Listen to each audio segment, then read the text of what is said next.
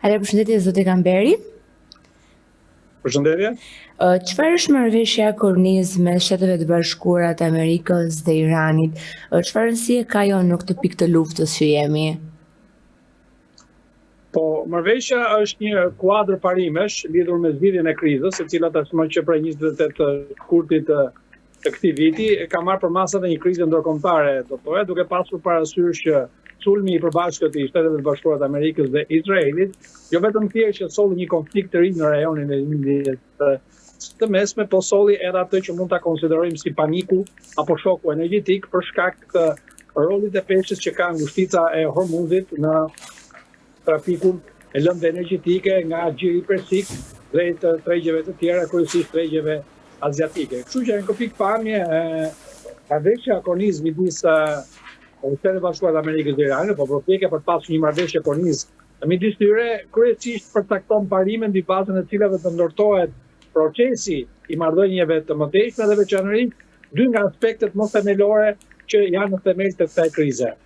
Programi bërthamor dhe raketor dhe Iranit dhe qëndrimi që do ketë nga Izraelit dhe veçanërisht kalimi paqësor i ngushticës së Hormuzit për të gjithë vendet të cilët nëpërmjet kësaj ngushtice garantojnë burimet e tyre energjetike dhe lëndë e para për shumë produkte në zinxhirin e ekonomisë botërore.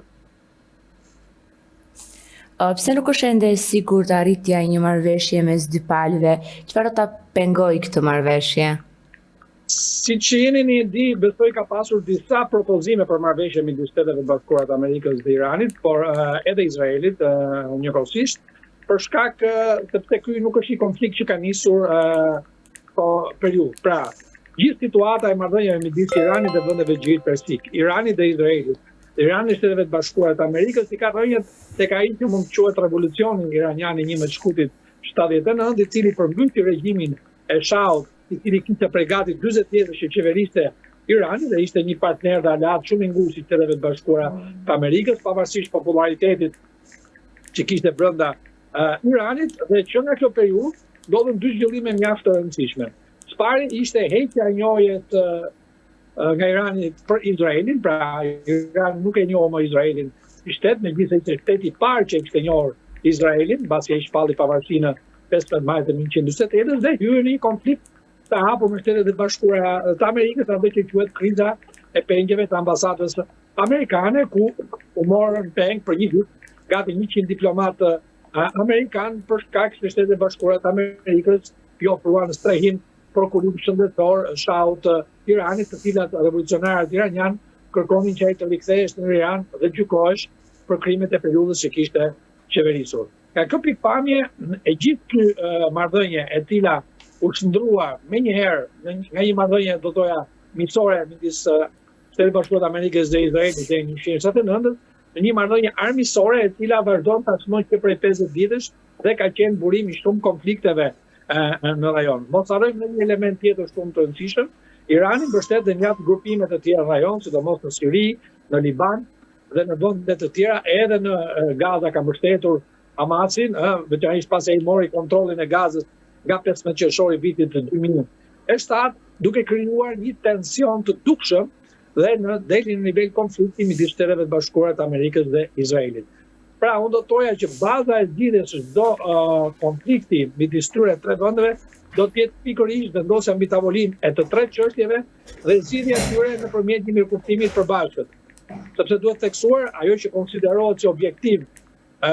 maksimal për njërën palë mund konsiderohet dështim për palën tjetër. Gjithmonë negociatat shkojnë drejt një pike të ndërmjetme, e cili mund të kënaqë të dyja palët. Por do të shikohet ecëria dhe rrjeti e negociatave se çfarë do të sjellë në ditët që vijnë. Çfarë roli ka Gjiri i Hormuzit në tensionet me Shtetet e Bashkuara dhe Iranit? Nëpërmjet ngushticës së Hormuzit, e cila është një ngushticë strategjike për nga pikpamja e kalimit të burimeve energjetike që ata që vinë nga Gjiri Persik edhe nga Irani,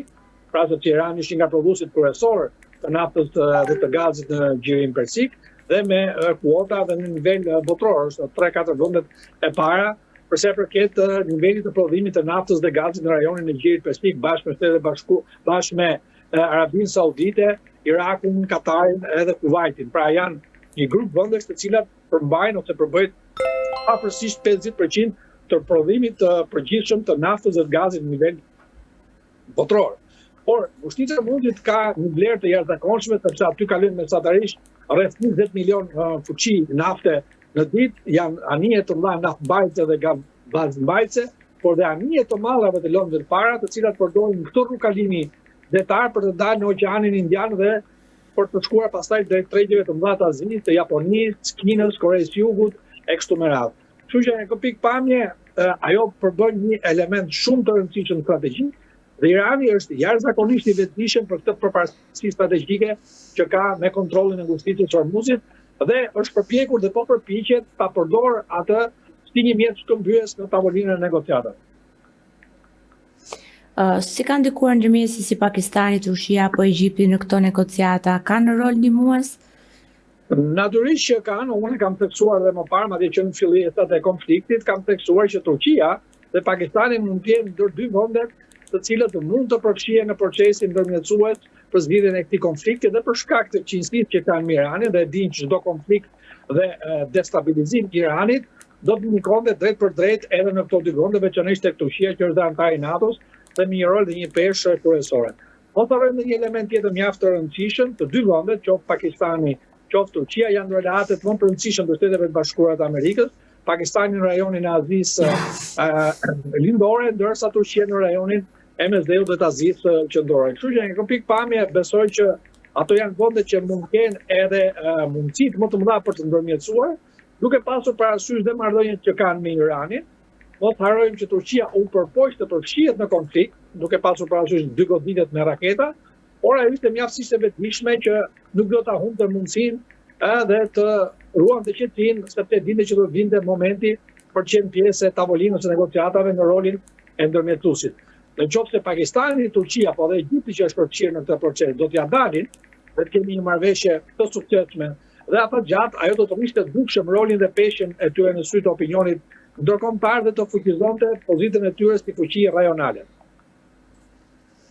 A ndikon kriza ekonomike që ka Irani tani në procesin e bisedimeve, duke qenë se dhe një zyrtar amerikan është shprehur se Irani nuk ka para, është i falimentuar dhe Irani e di këtë gjë dhe Amerika gjithashtu.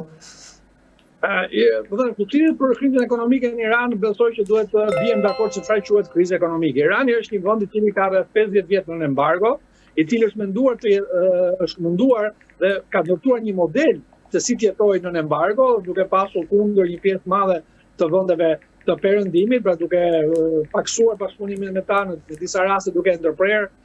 plotësisht. Kështu që në këtë pikpamje, ajo që quhet krizë ekonomike në Iran është një term i cili duhet ripokufizuar dhe duhet vendosur në rrethanat të cilën ndodhet Irani. Mos harrojmë që pjesa më e madhe e pasurive të Iranit që vijnë nga eksporti i naftës dhe i gazit ndodhet jashtë vendit dhe është një nga pikat e negociatave midis Shteteve të Bashkuara të Amerikës dhe Iranit, sepse Irani ka kërkuar që të shngurtësohen rreth 100 miliard dollar pasuri asete, ato që quhen asete të ngrira, të cilat Irani fal tregtisë nga nafta dhe gazi i ka vendosur në banka të ndryshme, kryesisht në vendet e Gjirit, po edhe në vende të tjera dhe të cilat janë burimi kryesor i ekonomisë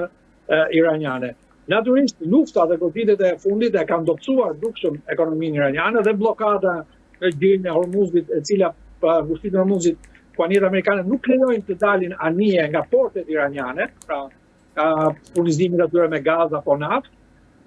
veçanërisht nga ishulli Tark që është nga ishulli kryesor që mban gati 90% të rezervave të Iranit me naftë dhe me gaz. Kjo ka sjellë vështirësi dhe natyrisht mendoj që kjo vështirësi mund të krijojë mundësinë e ndryshimi regjimi nga brenda. Por siç ka treguar eksperienca e viteve të fundit, kjo ka qenë më shumë një dëshirë se sa një realitet. Pse ka ende paqartësi në lidhje me datën e saktë të takimeve të reja? Po, sepse palët besoj ende nuk kanë arritur të shkojnë drejt asaj që mund të quhet pika e ndërmjetësimit ose pika e arritjes së një marrëveshje ose pika e përbashkët. Natyrisht kur palët janë shumë larg nga njëra tjetrës, është e kohë të humbet kohë me takime të cilat përcërisin vetveten dhe natyrisht jepet më shumë kohë procesit ndërmjetësues. Dhe kjo shpjegon dhe vizitën e shefit shtabit përgjithshëm të ushtrisë pakistane UNIR në Teheran ditën e djeshme. Dhe natyrisht dhe kontaktet që zhvillohen në mënyrë intensive nëpërmjet diplomatëve amerikanë edhe atyre ndërmjetësues, por edhe me ato të Tiranit. Pra, për të kohë që nuk do të ketë një pikë takimi, ose pak të duket në horizont, një pikë takimi që mund të çonte një marrëveshje, zakonisht tregohet një optimizëm i kujdesshëm për të përcaktuar data, afate apo rezultate. Dhe kjo është teknika dhe metodologjia që ndjekin negociatat në rastin e konflikteve të tilla. Çfarë roli ka luajtur Gjidej Vance dhe Muhamet Bagër në bisedimet e mëparshme? Natyrisht, zëvendësi presidenti amerikan pati një rol të mandatuar nga presidenti amerikan Donald Trump për të qenë ndërmjetësues dhe profesues i palës amerikane në këtë negociat, duke pasur parasysh se ai nuk është identifikuar, po them, si një nga skifterët përse përket rolit dhe mënyrës se si mund të zgjidhesh kriza me Iranin, paktën nga deklaratat dhe burimet e brendshme që kanë